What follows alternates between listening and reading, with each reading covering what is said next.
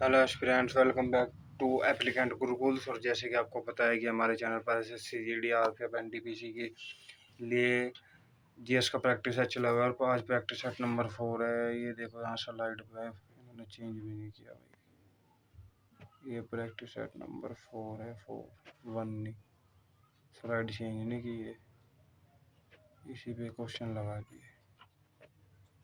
चलो कोई नहीं।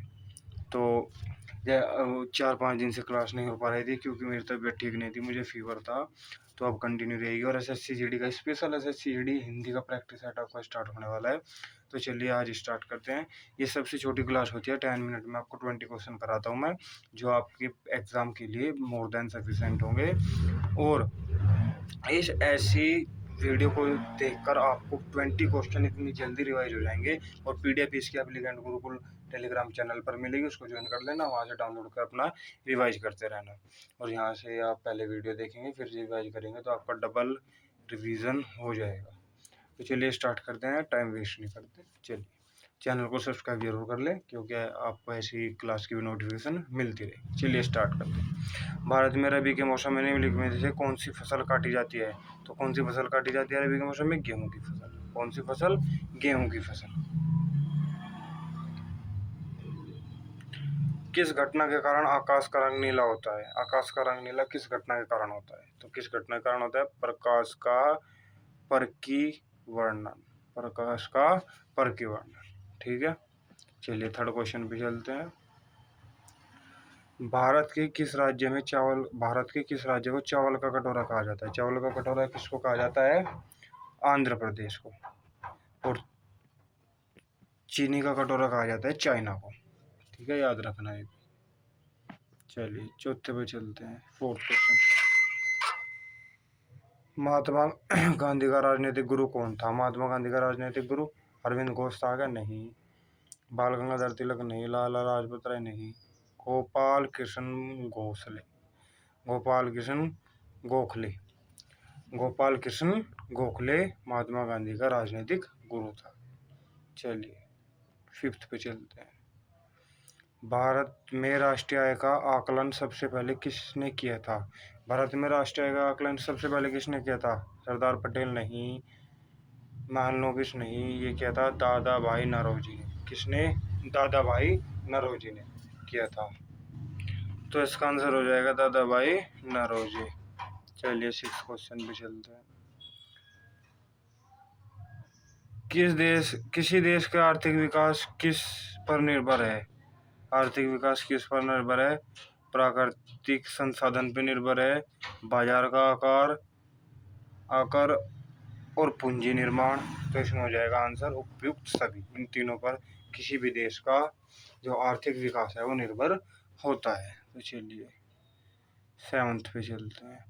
WTO का मुख्यालय कहाँ है? कहाँ है WTO का मुख्यालय? जिनेवा में। Geneva Switzerland. Geneva Switzerland. New York में नहीं, उरुग्वे में नहीं, दुबई में नहीं, जिनेवा स्विट्जरलैंड। चलिए मुद्रा आपूर्ति किसके द्वारा नियंत्रित की जाती है? मुद्रा आपूर्ति किसके द्वारा? वित्त आयोग नहीं, योजना आयोग नहीं, व्यापारिक बैंक नहीं, ये की जाती है सेंट्रल बैंक यानी आरबीआई के द्वारा। आरबीआई के द्वारा मुद्रा आपूर्ति नियंत्रित की जाती है। चलिए मैं एक्सप्लेन ज़्यादा इसलिए नहीं कर रहा हूँ क्योंकि मैं जो आपकी एक्सप्लेन वाली थ्योरी है ना वो सारी क्वेश्चन में ही आपको करा दूंगा। आप टेंशन मत लीजिए, सेट में बहुत सेट कराऊंगा। ठीक है। भारत में सबसे ऊंचा जलप्रपात कौन सा है? देखिए वैसे तो भारत में सबसे ऊंचा जलप्रपात इनमें से कोई सा नहीं है, यहाँ ऑप्शंस गलत से लग रहे हैं मुझे। वो है कुंची जलप्रपात। कुंची, ठीक है। कुंची आगे भी है, कुंची से आप याद रखेंगे कुंची जलप्रपात। 455 मीटर की इसकी ऊंचाई है। ठीक है, इनमें से मुझे कोई सा नहीं लग रहा। चलिए नेक्स्ट पे चलते हैं। थ्योरी पे मैं सारी थ्योरी को क्वेश्चन में कन्वर्ट कर दूंगा क्योंकि क्वेश्चन बच्चा वन लाइनर बहुत जल्दी याद कर लेता है, थ्योरी नहीं याद रख पाता। ठीक है, तो चलिए 9वें क्वेश्चन में चलते हैं। जूट उत्पादन में सबसे ज्यादा प्रचुर प्रदेश कौन सा है? कौन सा है, तमिलनाडु है क्या? नहीं, पश्चिम बंगाल। कौन सा? पश्चिम बंगाल। कौन है जूट उत्पादन में सबसे प्रचुर प्रदेश? पश्चिम बंगाल। कौन सा? पश्चिम बंगाल। चलिए, निम्नलिखित में से कौन से देश पालक स्टेट से जुड़े हुए हैं? पालक स्टेट से कौन सा जुड़ा हुआ है? पाकिस्तान में चीन नहीं, उत्तरी कोरिया दक्षिण में नहीं, ब्रिटेन फ्रांस नहीं, है भारत एवं श्रीलंका। द्वीपीय श्रीलंका। ठीक है, भारत एवं श्रीलंका देश पालक स्टेट से जुड़े हुए हैं। चलिए नेक्स्ट पे चलते हैं। पहली बार परमाणु बेम नहीं बूम, ये गलत है। आपको बूम, पहली बार परमाणु बम कहाँ फेंका गया था? हिरोशिमा। हिरोशिमा कहाँ पर है? जापान, नहीं सॉरी, नेपाल। कहाँ पे है? नेपाल, नेपाल में हिरोशिमा।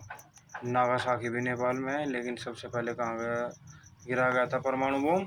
हिरोशिमा में। चलिए नेक्स्ट क्वेश्चन। ओजोन परत कहाँ पाई जाती है? ओजोन परत कहाँ पर पाई जाती है? आयन मंडल नहीं, बाहरी मंडल नहीं, क्षमा मंडल नहीं, सम समताप मंडल। कहाँ पे मिलती है ओजोन परत? समताप मंडल। चलिए नेक्स्ट पर चलते हैं। महात्मा गांधी का राजनीतिक गुरु कौन था? क्वेश्चन रिपीट हो गया। कौन था? गोपाल कृष्ण गोखले। चलिए 14 पे चलते हैं। अंग महाजनपद की राजधानी कहाँ थी? अंग महाजनपद की राजधानी कहाँ थी? वैशाली में थी क्या? नहीं।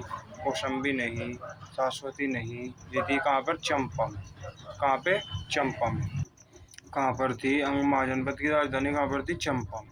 चलिए नेक्स्ट पर चलते हैं।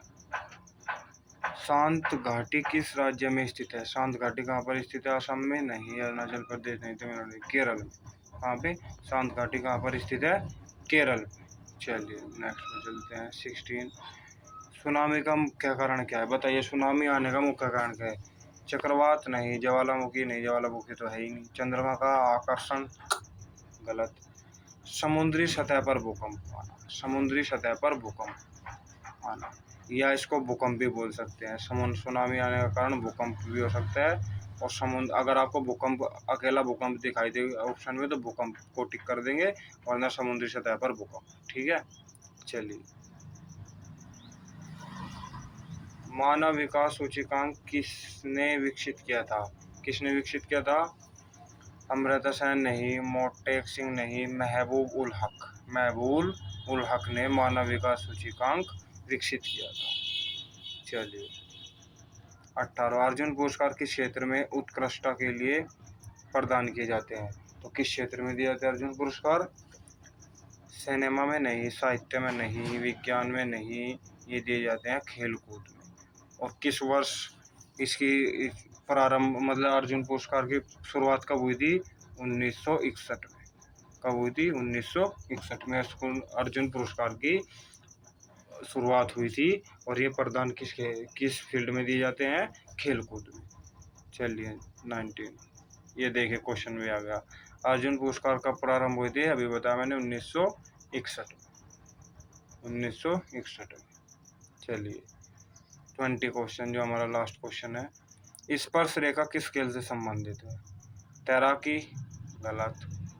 फुटबॉल, गलत। मुक्केबाजी, गलत। ये है कबड्डी से। स्पर्श रेखा किससे संबंधित है? कबड्डी से। तो यहाँ आपके 20 क्वेश्चंस कंप्लीट हो गए आज के। इसकी पीडीएफ आपको मिल जाएगी टेलीग्राम एप्लीकेंट गुरुकुल्स पे।